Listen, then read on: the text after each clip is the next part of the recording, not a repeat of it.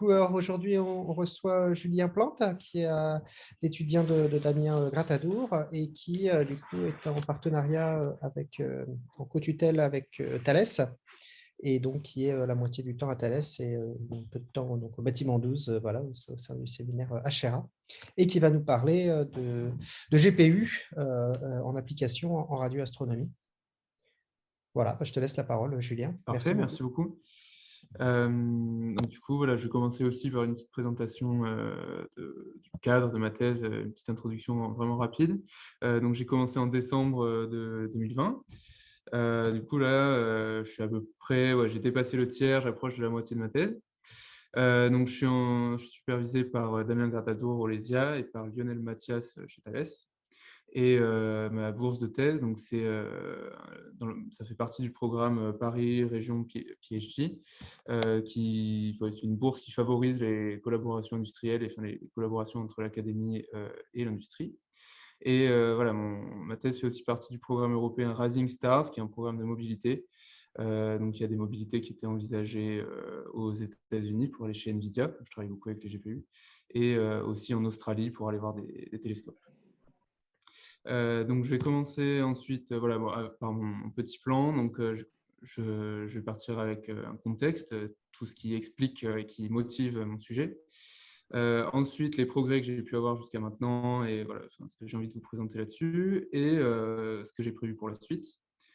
Donc pour le contexte, voilà, ce sujet de thèse, il vient vraiment d'un constat qui est assez évident, hein, finalement, mais c'est que de plus en plus, on fait des instruments qui sont de plus en plus gros, qui produisent toujours plus de données et qu'on a besoin de traiter toujours plus vite. Donc voilà, j'ai pris plusieurs exemples pour faire mon introduction. Donc on a SKAO, une première optique adaptative pour l'ELT, qui produit, voilà, en ordre de grandeur, c'est 1,5 gigabits par seconde. Et j'ai entendu qu'il y avait des projets peut-être d'avoir plus de euh, capteurs de fond d'onde, augmentant donc le débit. Et ici, on a vraiment besoin d'un temps réel dur parce qu'il faut répondre à temps pour effectuer la bonne boucle de contrôle et avoir une image claire. Donc voilà, d'après ce que j'ai pu comprendre, il y a 7 ordres de grandeur de temps de réponse à avoir, ce qui est vraiment très court, en tout cas en programmation GPU. Et voilà, c'est un défi à relever. De la même manière, en radar, on retrouve des contraintes qui sont assez similaires, avec un temps de réponse vraiment strict à respecter. Bien que ce temps de réponse soit un peu plus long, il faut quand même réussir à avoir fait les traitements. Et du coup, le débit peut partir de plus bas, mais aussi aller beaucoup plus haut. Et voilà, encore une fois, on a envie de faire toujours plus, toujours collecter plus de données, faire plus de traitements. Et du coup, il y a vraiment un défi derrière tout ça pour réussir à traiter en temps réel. Et je donne aussi l'exemple de Nénuphar, donc, parce qu'une de mes applications concerne la radioastronomie et notamment la détection de fast radio bursts, donc des transients radio. Et du coup, voilà, ce qui se passe sur Nénuphar, c'est que pour l'instant, on a du mal à détecter ces transients, même si c'est possible, hein, mais c'est assez compliqué. Ça nécessite de stocker des quantités vraiment longues de données, enfin des temps d'observation très longs, parce que ces événements sont quand même plutôt rares. Sauf qu'on reçoit voilà, aux alentours de 1 et on peut regarder dans plusieurs directions à la fois, donc ça peut monter en ordre de grandeur jusqu'à une dizaine de gigabits par seconde. Ce qui fait que finalement, on remplit des disques durs de données. Donc, un objectif, ce serait de réussir à traiter ces données à voler, ou en tout cas à les pré-traiter, pour éviter d'avoir à stocker tout ça. Et de la même manière, donc voilà, ça c'est un peu l'objectif à plus long terme, mais c'est aussi dans cette vision que mon projet se place. C'est qu'on a le Square Kilometer Array qui arrive et qui est annoncé comme produisant en sortie du CSP, donc c'est une première étape de calcul et de formation de faisceaux, etc. Voilà, ce qui est prévu, c'est comme ordre de grandeur, c'est 8 terabits par seconde, donc voilà, on est encore un cran au-dessus en termes de production de données et de bande passante. Donc voilà, à cette échelle-là, c'est quasiment impossible, voire même impossible tout court, de stocker les données. Du coup, on va avoir besoin de traiter en temps réel. C'est le rôle que va avoir le SDP, Science Data Processor, réussir à ingérer toutes ces données et à les traiter pour produire des données qui peuvent être utilisées par des scientifiques, par la suite, voilà, qui gagnent en information. Mais du coup, voilà, on voit que dans plusieurs projets, et je pense que ça peut aussi être appliqué à des sujets hors de ces sujets-là, d'astronomie et radar. Je pense qu'on doit avoir, à peu près la même situation en finance et en voiture autonome, et cetera. Enfin, voilà, il y a vraiment, beaucoup de cas auxquels ça peut s'appliquer, où on a besoin d'une capacité de calcul à très forte bande passante. Donc c'est, voilà, cette capacité à traiter beaucoup de bits par seconde, en quelque sorte, et aussi avec une latence faible pour avoir un temps de réponse qui est quasiment instantané.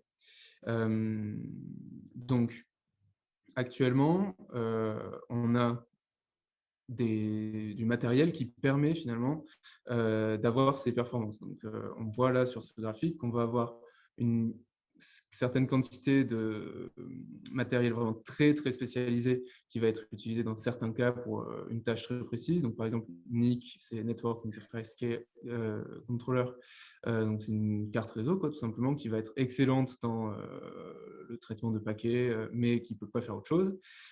Tensor Processing Unit, donc ça c'est quelque chose qui est très nouveau, qui est spécialisé dans le calcul matriciel, faire des multiplications de matrices le plus rapidement possible.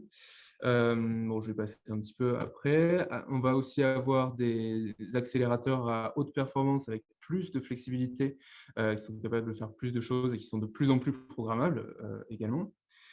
Et après, pour contrôler tout ça, voilà, je l'ai placé un peu plus haut dans ce graphique, puisque ma vision du processeur standard, c'est vraiment plus comme un orchestrateur, le chef d'orchestre, qui va pouvoir venir contrôler maintenant ces différents accélérateurs très spécialisés, ou aussi il peut exceller dans des calculs plus séquentiels. C'est vrai que ça marche quand même très bien. Mais du coup, voilà, ce qu'on voit de plus en plus, là j'ai repris quelques instruments que je connais un petit peu, où en fait on voit qu'il y a une hybridisation. Oh là, je l'ai en anglais, mais je ne l'ai pas en français, pardon. C'est de plus en plus hybride, voilà. Hybridation. Hybridation, voilà, j'avais trop de syllabes, pardon. Et où on va essayer de combiner des CPU et des GPU pour avoir voilà, ce côté chef d'orchestre, ou aussi l'utiliser pour des parties qu'on n'est pas capable de faire sur certains accélérateurs, et combiner à des accélérateurs, donc par exemple des GPU, des FPGA, qui vont vraiment être spécialisés dans une tâche bien précise, qui est en général un peu moins complexe, mais qu'ils sont capables de faire beaucoup plus rapidement qu'un CPU. Voilà, ça c'est vraiment un ordre d'idée, hein. C'est peut-être que pour un projet spécifique, ça va être utilisé différemment, mais c'est la tendance que je vois à mon échelle et qui a aussi donné naissance à mon sujet de thèse. Parce que le problème qui se pose, c'est que du coup, grâce à cette hybridation, on est capable d'atteindre des performances vraiment très importantes, tant en termes de capacité de calcul, enfin de bande passante qu'on est capable de traiter, mais aussi de latence. Par contre, on voit qu'on a du mal à faire entrer des données dedans. En particulier les GPU, ça pose un problème. On va voir pourquoi juste à la slide d'après. Donc voilà, ce qui est souvent fait pour, dans les dans les télescopes, mais enfin dans les radars, c'est le même principe.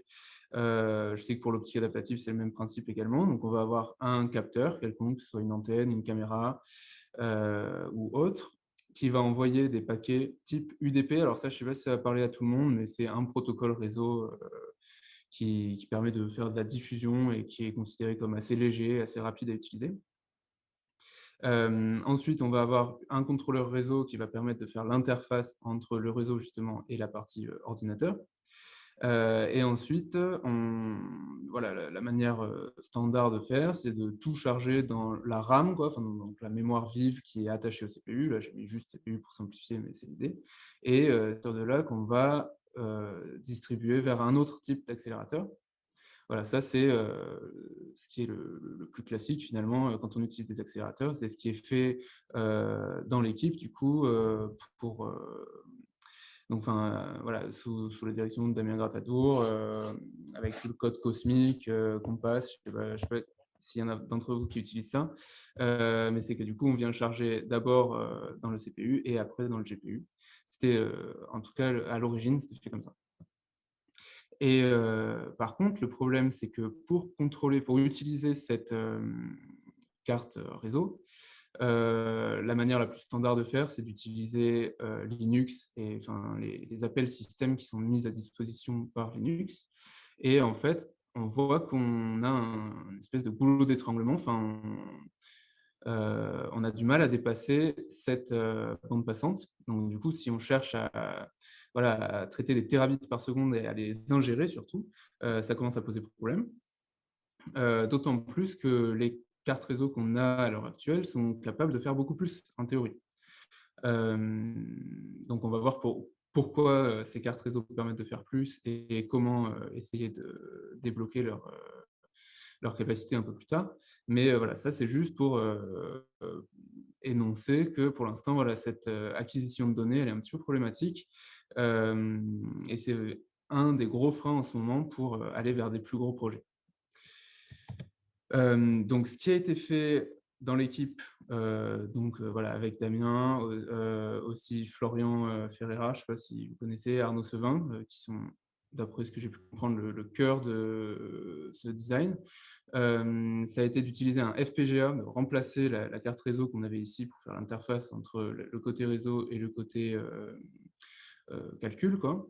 Donc ils ont utilisé un FPGA, fabriqué, sur, mesure presque, par une société qui s'appelle Microgate.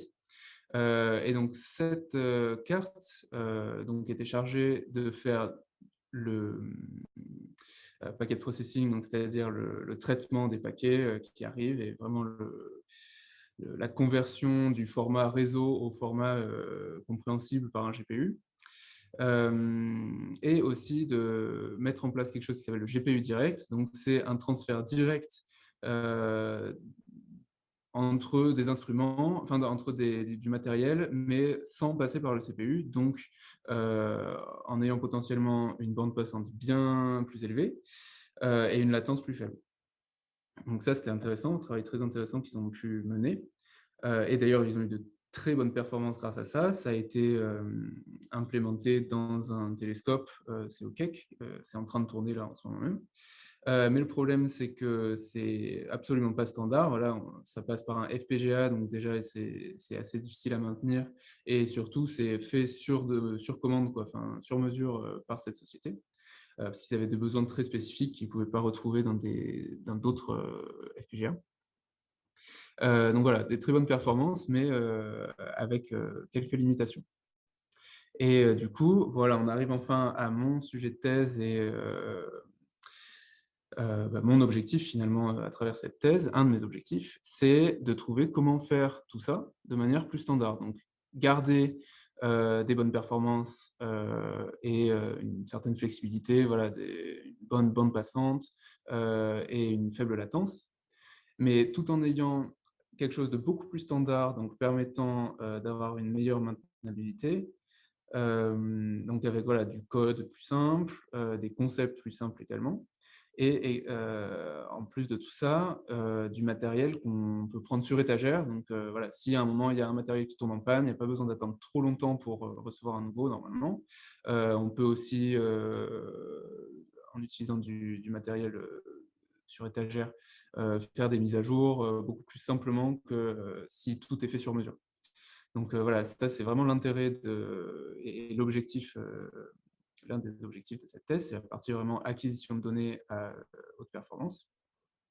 Et voilà aussi un objectif, c'est d'éviter de dépendre, d'un seul vendeur ou d'une seule technologie, et d'essayer d'être le plus générique possible pour faire face à des, évolutions qu'il pourrait y avoir sur le marché, par la suite. Donc si on reprend un peu le même type de graphique, qu'on avait avant, là finalement on a juste remplacé le FPGA, custom, enfin voilà, fait sur mesure, par une carte réseau, qu'on peut trouver sur étagère. Et on fait le lien, donc toujours en sautant le CPU, ça c'est vraiment un des objectifs et une des clés d'après nous, pour, obtenir des bonnes performances. Et voilà, là j'ai mis, GPU, donc enfin une carte graphique ou autre, parce qu'à terme, un des objectifs aussi, c'est de voir si ça peut être étendu à d'autres accélérateurs et pas juste le GPU. Donc à présent, enfin maintenant que j'ai énoncé qui a mené, ce qui a abouti à la formation de ce sujet de thèse. Je vais vous parler un peu de ce que j'ai pu faire depuis le début. Donc, j'ai appris l'existence, en quelque sorte, d'une bibliothèque qui s'appelle DPDK, donc c'est pour Data Plane Development Kit, qui est d'ailleurs utilisé déjà par l'instrument Chime pour faire son acquisition de données et éviter pour ingérer des grosses quantités de données. Ils avaient déjà pu tomber dessus. Donc, en fait, cette bibliothèque, elle est très puissante parce qu'elle permet de dialoguer directement avec la carte réseau en prenant un raccourci, en fait, et on saute le noyau Linux. Parce que voilà, dans une application standard, on va dialoguer avec le noyau Linux à travers des appels système, et c'est le noyau qui va dialoguer avec la carte réseau. Là, voilà, il y a un raccourci qui est pris, et c'est ça qui permet d'obtenir les performances maximales d'une carte réseau, et avec ça, on arrive à atteindre les 100, 200 gigabits par seconde qui sont promis par la carte en soi. Ensuite, pour construire au-dessus de cette bibliothèque, là, voilà, c'est là que commence un peu plus le travail de recherche parce que je l'ai vu faire nulle part ailleurs pour l'instant. Et c'est quelque chose qui est vraiment en cours de développement, donc c'est assez nouveau. Avec DPDK, il y a la possibilité de faire de la DMA. Donc là, DMA, c'est pour Direct Memory Access. Et ça veut dire, en fait, tout simplement, accéder à une mémoire directement. Ici, dans notre cas, moi, je travaille le plus souvent avec des GPU quand même. Donc, ça va être accéder directement à la mémoire du GPU en esquivant le CPU. C'est ça qu'il y a derrière. Et en fait, voilà, là, ce schéma le retrace bien. L'objectif va être de recevoir un paquet qui vient du réseau sur notre carte réseau, toujours ce NIC carte réseau, et de le transférer directement dans la mémoire du GPU sans avoir la moindre autre opération. Pour l'instant, on l'a testé uniquement sur du matériel de Mellanox, Mellanox qui est une filiale maintenant de NVIDIA, et qui produit des cartes réseau, c'est un fabricant de cartes réseau. Donc, pourquoi ce choix? C'est parce que c'est eux qui sont en train de pousser cette technologie dans des PDK. Mais a priori, d'après ce que je vois et d'après leur volonté aussi, leur ligne de vision en quelque sorte, ça pourrait à terme être appliqué pour d'autres constructeurs et d'autres hardware, d'autres matériels. Parce que finalement, cette technologie de Direct Memory Access, elle n'a pas été inventée par NVIDIA, hein, ça fait un peu plus longtemps que ça existe, et elle est assez standard. Du coup, voilà, il suffirait que d'autres constructeurs, donc par exemple AMD ou autres, ajoutent leur support de cette technologie dans des PDK et tout marcherait normalement. Et ensuite, donc voilà, les premiers résultats que je passais aux premiers résultats que j'ai obtenus avec cette technologie. Le scénario de benchmark qu'on a pu mener, c'était avec un wavefront sensor, donc un analyseur de fond d'onde. C'est ce qu'on peut retrouver en optique adaptative, qui envoie des images, des frames, un contrôleur d'optique adaptative. Donc c'est vraiment pour simuler ce qui pourrait se passer, par exemple, dans SCAO, l'instrument de Mikado. Donc du coup, pour les tailles des images que j'ai essayé d'envoyer, c'était 240 par 240 pixels avec une résolution de 7 bits à 2 kHz. Et donc, je me suis placé sur un seul PC pour faire cette petite simulation. C'était vraiment un premier test avec une carte réseau qui envoie des paquets dans un sens et l'autre carte réseau qui reçoit. Voilà. C'est assez simple, mais c'était pour commencer à voir ce que ça donne. Et ensuite, cette carte réseau utilise la fameuse technologie là, qui a été évoquée juste avant pour transférer les paquets directement dans la mémoire du GPU. Donc, j'ai mesuré le temps à l'envoi du premier paquet d'une frame et jusqu'à la réception du dernier paquet de la même frame. Et du coup, j'ai essayé de tracer les temps de transfert que j'ai pu obtenir grâce à ça. Donc, on voit qu'il y a quelques pics, mais que ça reste quand même très bas. Donc là, la moyenne est à 13 microsecondes, tout aussi bien avec... pardon, ça, je ne suis pas rentré dans ce détail-là, mais j'avais deux modes de test. Un mode où on cherche à envoyer au CPU uniquement, donc c'est un peu l'approche sans accélérateur finalement, et qui m'a servi de référence, et un mode où on cherche à envoyer dans le GPU en lui-même. Donc là, le premier CPU, c'est juste c'est la courbe en bleu, et le deuxième, c'est la courbe en orange. Et dans les deux cas, on voit qu'il y a assez peu de différence. Une latence moyenne aux alentours de 13 microsecondes, donc ce qui est vraiment faible, et ce qui est aussi très proche des résultats qui avaient été obtenus avec l'approche vraiment très sur mesure du FPGA qui avait été mise en place, voilà, au préalable dans l'équipe. Donc ce sont des résultats qui sont assez encourageants, parce qu'on voit qu'on est capable de faire à peu près pareil avec du matériel plus standard. Tu rentres un tout petit peu sur ces questions Oui. de temps parce que j'imagine qu'à ces vitesses-là, il y a quand même une problématique de qui est-ce qui mesure le temps et comment tu sais que le GPU et que l'envoyeur et le receveur ont le même temps, non? Avec qui tu Bah, calcules le temps justement, c'est et pour du ça coup, qu'on ouais, s'est placé sur un même PC. d'accord, Ouais, c'est vrai que je ne suis pas rentré dans ce détail-là, mais c'est pour ça qu'on s'est placé sur un seul PC pour l'instant, pour éviter d'avoir des problèmes de synchronisation. Parce que c'est sûr qu'à ces échelles-là, c'est difficile de synchroniser vraiment très précisément deux machines s'il faut.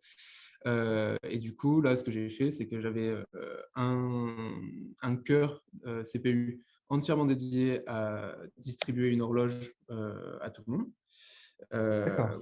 Excusez-moi, tac. Et voilà, vraiment pour avoir une référence de temps précise et fiable. Euh, et voilà, enfin, Ok, d'accord. Donc, ouais, donc je c'était ne sais pas si une ça répond à votre problématique, question, mais d'accord, donc qui t'a posé problème. Ok, très bien. bah, c'est vrai qu'on y a réfléchi. Au début, on était sur une configuration avec deux machines et on a vu que ce serait compliqué. Donc, c'est pour ça qu'on Ouais. est passé à cette configuration avec un ordinateur branché à lui-même, finalement. Et ça a permis de résoudre ce problème. Après, voilà, c'est sûr qu'on a conscience de deux choses déjà.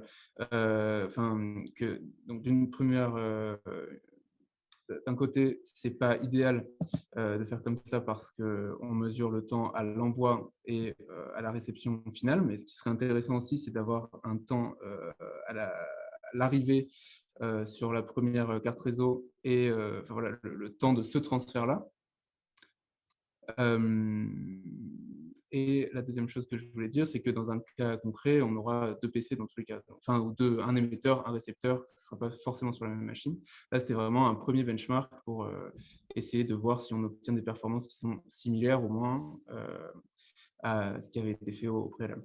Ok, merci bien. Voilà. Ça répond à ta question. Je ne sais pas s'il y a d'autres Parfaitement, ouais, questions, non, non, n'hésitez pas à c'était juste que m'interrompre à tout enfin, moment. je savais que c'était potentiellement une problématique dans ces cas extrêmement rapides. Du coup, je voulais savoir. Donc, effectivement, ça a été un problème que tu as dû faire spécifiquement, quoi, traiter spécifiquement. Ouais. Merci bien. Oui, oui, tout à fait. Ok. Et donc voilà, bon, après, ce qu'on remarque quand même aussi sur ces courbes, c'est qu'il y a des pics donc, qui sont assez peu fréquents, mais qui sont très très importants. Donc là, il va y avoir un effort à faire par la suite pour essayer de les enlever parce que dans certains cas d'utilisation, par exemple pour l'optique adaptative, ça va être vraiment gênant et on risque de perdre certaines images là si on a des pics à ce niveau-là. Du coup, perdre en performance après sur la stabilisation de l'image et sur la convergence du système adaptatif. Ensuite, un autre résultat que j'aurais aimé partager avec vous, c'est que j'ai fait une étude sur la topologie du PCI Express. Donc, en fait, le PCI, c'est c'est un bus qui va interconnecter les différents composants d'un ordinateur. Voilà, en gros, c'est sur quoi on va brancher nos différents composants. Donc, la carte réseau va être branchée sur un bus PCI, les GPU également, et ainsi de suite. Et en fait, j'ai commencé à faire ces expériences. Donc là, c'était en essayant de saturer, en essayant d'envoyer le maximum de paquets possible pour atteindre le pic de performance.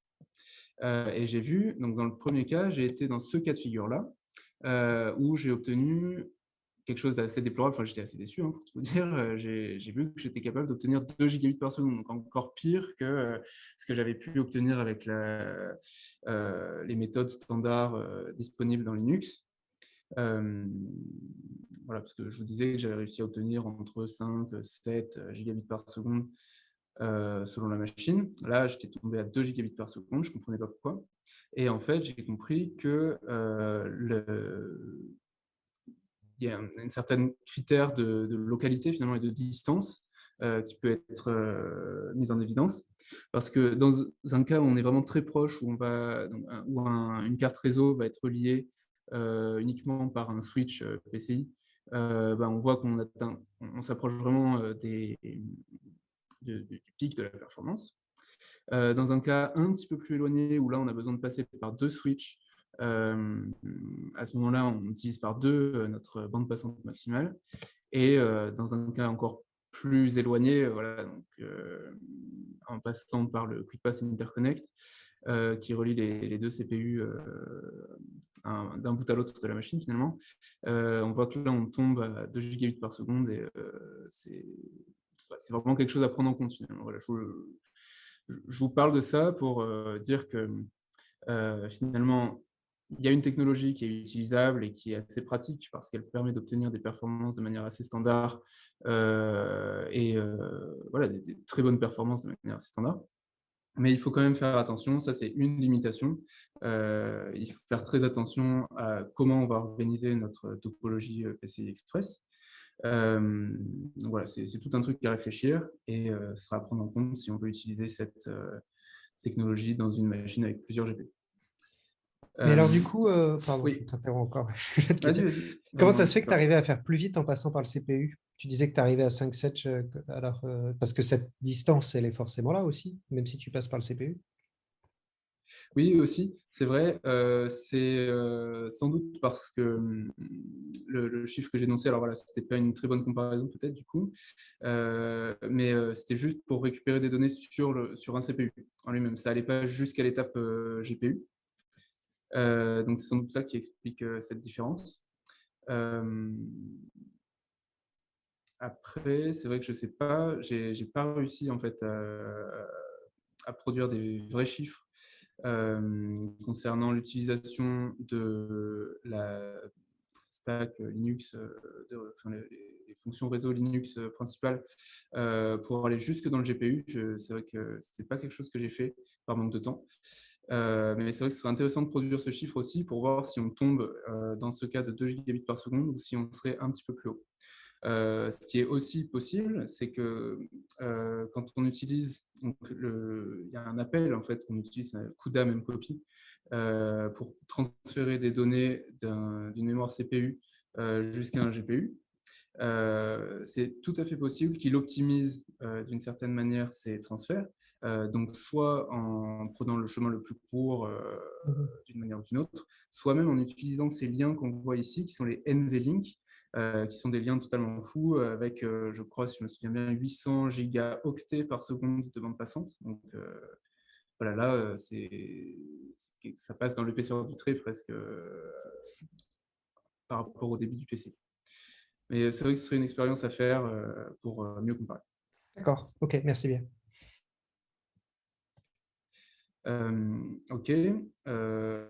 Et donc aussi une autre limitation que j'ai finalement découverte un peu plus tard et je commence à peine à me pencher sur la question, c'est que tous ces paquets qui arrivent dans la mémoire du GPU, ils arrivent sous forme de paquets. Donc, je ne sais pas si tout le monde est familier avec cette notion de paquet, mais en gros, on va avoir plusieurs headers en fonction des différents protocoles qui encapsulent notre paquet. Donc, voilà, Ethernet, ça va être vraiment un très bas niveau. IPv4, ça peut peut-être parler un peu plus. C'est à cette échelle-là qu'on va parler d'adresse IP. UDP, on va parler de port. Et après, on peut avoir des headers spécifiques à une application. Donc, voilà, quelque chose spécifique à un télescope, par exemple, ou voilà, pour transférer une fréquence d'échantillonnage, un numéro de frame, quelque chose comme ça. Et ensuite seulement, on va avoir la payload, donc qui est la charge utile du paquet, et qui est en fait les données qu'on cherche à transférer avec ce paquet. Donc, quand on reçoit ces paquets avec cette technologie de GPU direct, ils vont être placés dans la mémoire du GPU de manière assez désordonné finalement. Parce que on met en place ce qui s'appelle une memory pool, donc ça va être une banque de mémoire en quelque sorte, toute une grande zone de mémoire dans laquelle DPDK a le droit d'aller piocher, enfin pour allouer et pour déposer ses paquets. Mais voilà, vraiment là, je les ai mis de manière tout à fait désorganisée parce que ça retranscrit ce qui peut se passer. On voit que là, on va avoir reçu la payload numéro 0, la payload numéro 1, ensuite la payload numéro 5. La payload numéro 4, elle n'est pas encore arrivée. Enfin, il y a vraiment assez peu de garanties à ce niveau-là. Et nous, ce qu'on voudrait, c'est quelque chose qui soit continu dans la mémoire. Quelque chose de ce type-là, où tout est... Ah, bah, j'ai oublié P0 d'ailleurs, excusez-moi. Mais voilà, il y a vraiment un objectif de réordonnancement, packet reordering, et de mise en place de manière contigue dans la mémoire, de manière à ce qu'on puisse traiter soit avec des bibliothèques, donc voilà, si on a une bibliothèque qui va faire une FFT par exemple, elle va jamais s'en sortir avec quelque chose de ce type-là, alors que voilà, elle demande que la mémoire soit mise de manière contiguë, enfin que les différentes données soient contiguës dans la mémoire. Et voilà, ça peut aussi permettre de voir que s'il y a une donnée qui manque, bah, tant pis, soit on va faire sans, soit on va mettre quelque chose à la place. Et donc toute cette phase que j'appelle payload extraction, euh, elle est finalement assez difficile à faire et c'est un défi que je suis en train d'essayer de surmonter. Donc pour l'instant, j'ai implémenté une première version de packet extraction, d'extraction de la payload extraction, pardon, pour le protocole MUDPI. Donc le protocole MUDPI, c'est un protocole propriétaire de l'ESO. Donc c'est ce qu'on peut retrouver dans Mikado, par exemple, sur le LT. Mais pour l'instant, voilà, je n'ai pas encore de benchmark qui inclut cette étape, qui va potentiellement voilà, pas avoir un effet, la latence ne devrait pas augmenter de manière extraordinaire, enfin on espère en tout cas, parce que c'est une tâche qui est quand même relativement simple. Mais il faut la faire et il faut la prendre en compte. Donc voilà, ce sera pour des prochaines itérations et un prochain séminaire peut-être.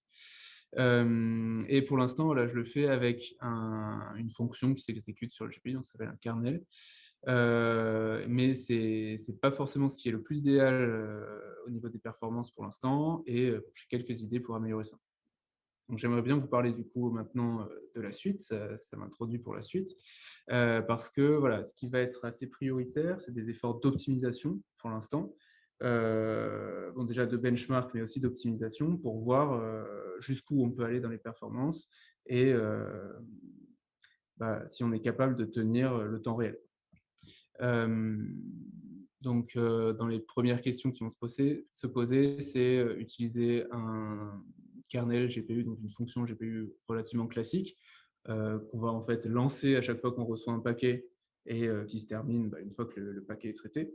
Ou il y a une approche qui est un petit peu à la mode, qui s'appelle les kernels persistants. Donc, c'est quelque chose qui va être en continu présent sur le GPU, un petit peu en tâche de fond. Et dès qu'on reçoit un paquet, on va être prêt à le traiter immédiatement. Donc, ça permet d'avoir un meilleur temps de réponse, une latence plus basse, mais ça peut aussi avoir un impact sur d'autres opérations du GPU. Si on cherche après à faire des vrais calculs, ça peut peut-être les ralentir par la suite, parce qu'on utilise en continu une part des ressources du GPU. Ça va être quelque chose qu'il va falloir voir. Et quelque chose que j'aimerais vraiment bien essayer de faire et qui n'est pas du tout mis en place pour l'instant, c'est d'effectuer toute cette étape donc qu'on voyait là, de payload extraction, de la faire directement sur la carte réseau en elle-même. Donc je sais que la carte réseau est capable de faire de l'arithmétique très simple, mais qui sera peut-être suffisante. Et une question qui va se poser, c'est est-ce qu'on est capable d'amener uniquement la payload à un endroit qu'on contrôle dans le GPU? C'est pas tout à fait sûr. Pour l'instant, il y avait ce mécanisme de memory pool, là, de banque de mémoire, et je ne sais pas si on peut s'en détacher, mais ce serait très intéressant, je pense, parce que du coup, il n'y aurait pas d'étapes supplémentaires à mettre en place. Et aussi quelque chose que vers lequel j'aimerais bien essayer d'aller, c'est de rendre toutes ces opérations asynchrones par rapport au CPU. Parce que pour l'instant, à chaque fois qu'on reçoit une rafale de paquets, donc on les reçoit par groupe quand même pour essayer de grouper un peu les opérations et d'économiser les performances. Mais à chaque fois, ça fait bloquer le CPU et on attend de recevoir quelque chose. Et du coup, ça peut causer du jitter. Donc, jitter, c'est ces pics qu'on voyait sur les courbes précédentes.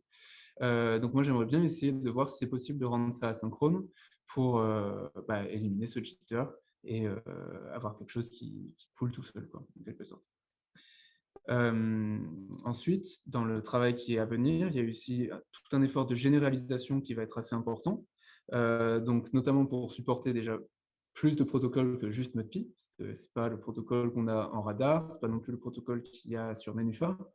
Et du coup, après avoir implémenté ces différents protocoles, je vais essayer d'identifier des choses qui ne bougent pas pour essayer de rendre applicable à n'importe quel protocole finalement. Voilà, ça ce serait l'objectif. Parce que derrière toute cette thèse et ce travail de recherche, il y a l'objectif d'amener cet outil aux astronomes. Du coup, ce qui serait vraiment idéal, c'est d'avoir quelque chose de tout fait, qui peut marcher quasiment sur n'importe quel protocole et qui peut s'adapter à n'importe quel protocole à partir du moment où on lui donne 2 ou 3 arguments. Donc c'est quelque chose vers lequel on aimerait bien aller. Et il y a aussi une étape d'encapsulation à travers le framework Cosmic. Je ne sais pas si ça parle à certains d'entre vous, mais donc c'est quelque chose qui a été développé pour l'optique adaptative. Et c'est ce qui est implémenté, c'est ce qui est mis en place sur le Keck. Là. Donc, je vous parlais du Keck un petit peu plus tôt dans ma présentation, qui est un système d'optique adaptative basé sur Cosmic. Et si je ne me trompe pas, pour SCAO, c'est ce framework cosmique qui va encadrer le développement également. Donc voilà, ça c'est un objectif, c'est d'encapsuler tout ce travail au sein de ce framework pour déjà garantir une exécution en temps réel, parce que ce framework a certaines garanties d'exécution en temps réel. Aussi, le rendre plus facilement utilisable pour que l'utilisateur final n'ait pas besoin de creuser dans tout le détail que je viens de présenter, mais puisse juste utiliser une petite interface Python qui permet le framework à nouveau. Et aussi, voilà, faciliter la réutilisation de tout ce que je suis en train de faire. En fait, là, j'ai mis le code, mais ce serait la totalité du projet. Voilà, parce que ce serait finalement un bloc acquisition de données qui serait disponible dans Cosmic et qu'on pourrait réutiliser pour une application ou une autre à terme. Ça, c'est vraiment l'objectif final. Donc, ça, je suis en train d'avancer dessus. J'ai une première version qui fonctionne à peu près, mais il y a encore du boulot déjà pour le rendre générique et également pour que ce soit vraiment éprouvé et, et bien interfacé avec le reste de ce qu'on peut trouver dans le framework.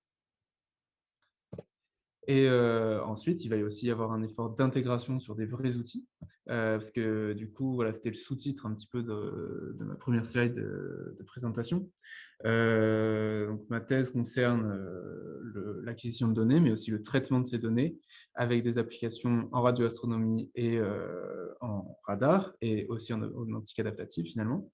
Donc, on a un projet avec l'Observatoire de Nancy pour faire une première détection vraiment, vraiment grossière de sursauts radio, de manière à voilà, détecter quand on en trouve un et enregistrer uniquement le signal qui entoure cette détection grossière et après pouvoir revenir dessus à froid, quoi, en quelque sorte, avec des algorithmes plus poussés et vraiment pour faire de la science à nouveau, mais pour faire de la science uniquement sur des données qui sont intéressantes et ne pas perdre du temps avec des heures et des heures de données où il n'y a pas de sursaut enregistré.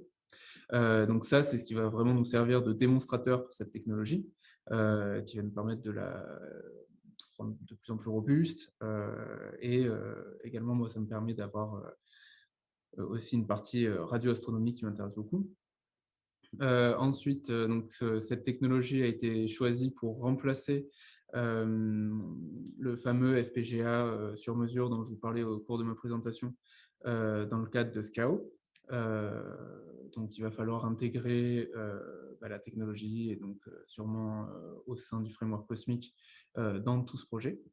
Et enfin, il va y avoir un travail d'intégration au sein des radars Thales. Donc là, pour l'instant, c'est vraiment à l'état de R&D, enfin, vraiment très initiale, quoi, recherche initiale, parce que chez Thales, ils sont assez réfractaires à l'utilisation des GPU pour l'instant, mais c'est en train de venir.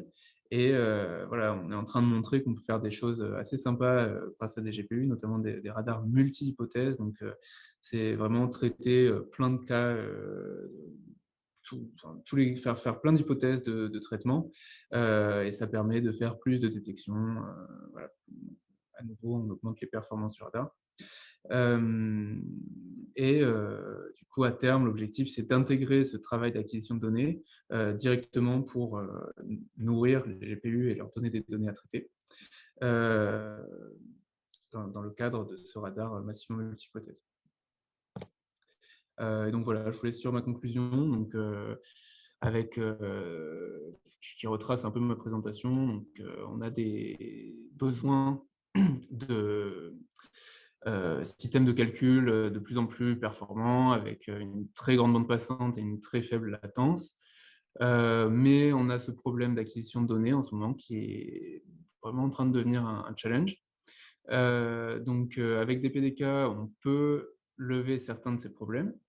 Heu, mais il reste à faire le packet processing, enfin donc avec toute cette extraction des données importantes, du paquet. Donc voilà, soit on va pouvoir la faire directement sur la carte réseau, soit on la fera sur un accélérateur, que ce soit un GPU ou un autre. Donc ça, c'est en cours de recherche, et on va voir ce qui est possible.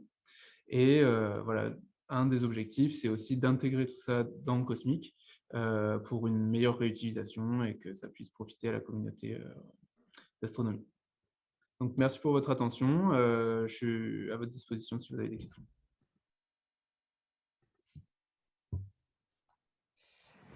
Merci beaucoup, Julien. Du coup, il y a déjà une question, je vois, de Mehdi. Puis j'en ai aussi quelques-unes, moi, même si j'ai pas mal pris mon tour durant la talk, donc je vais laisser les autres pour le moment. Oui, bonjour Julien. J'avais une question par rapport à la mémoire vidéo des GPU que tu utilises. Est-ce que c'est un facteur limitant ou pas du tout? En ce moment, pas du tout. On a vraiment, voilà, sur la plateforme qui est sur le Cake, par exemple, il y a 16 gigaoctets qui sont disponibles. Et en fait, on se rend compte que donc en optique adaptative, les images qui viennent de l'analyseur de fond d'onde, pardon, sont vraiment beaucoup plus petites que tout ça. Donc, c'est pas un gros problème. En radioastronomie, comme on est sur des temps plus longs, en plus nénuphar, c'est des fréquences qui sont très basses, et on a un phénomène de dispersion, en fait, de dispersion du signal dans le temps, qui nécessite d'accumuler le signal sur vraiment des longues périodes, hein. Ça peut monter à quelques secondes. Donc là, ça peut commencer à devenir un plus gros problème, mais vraiment maintenant, on a des GPU qui peuvent avoir même jusqu'à 80 gigaoctets de mémoire, donc c'est pas le plus gros facteur limitant. Ok. Et du coup, j'aurais une autre question. C'est qu'en ce moment, tu utilises donc des GPU qui sont branchés sur des ports PCIe et tu es sur quelle génération de ports PCIe? Est-ce que ça peut être un facteur limitant si tu n'es pas sur la Ah dernière oui. génération? C'est même un facteur très limitant. Donc, si je reviens à cette slide là où je parlais de la topologie justement, là on voit que j'ai atteint, donc c'était le pic que j'ai atteint, c'était quand même 90 gigabits par seconde, alors que j'avais des cartes réseau qui étaient censées pouvoir faire 100 gigabits par seconde. Et donc en discutant avec des gens de chez NVIDIA, l'explication qui était avancée, c'était qu'on était sur une génération 3 de PCI. Et a priori, avec la génération 4, ça pourrait être amélioré. Mais il y a une machine qui vient d'arriver qui a des ports PCI en génération 4. Donc on va voir si ça change quelque chose. Ok, d'accord. Ok, nickel. Ok. Et juste dernière question, après je te laisse tranquille. Sur ton PC qui était mono, enfin, l'expérience que tu as fait sur un seul PC, c'était mono GPU. C'était pas des GPU branchés en NVLink. Non, oui, voilà, c'est ça. Mono GPU, vraiment dans un premier temps. Et après, ça va être intéressant de voir ce qu'on est capable de faire avec NVLink. Donc, ça risque d'être surtout, voilà, ça va être compliqué. Ça va être quelque chose ça va être un défi de le gérer au niveau du code. pour être sûr de bien copier les bonnes données sur le bon GPU, de gérer toutes les zones mémoire, etc. Mais a priori, on a une bande passante qui est vraiment extrêmement importante sur les NVLink, donc ça ne devrait pas être limitant par rapport à la bande passante qu'on est capable d'ingérer. Ce qui va être limitant à ce niveau-là, c'est soit la carte réseau en elle-même, soit le PC. Ok, super. Merci beaucoup pour tes réponses. Puis, c'est super boulot. Merci pour les questions.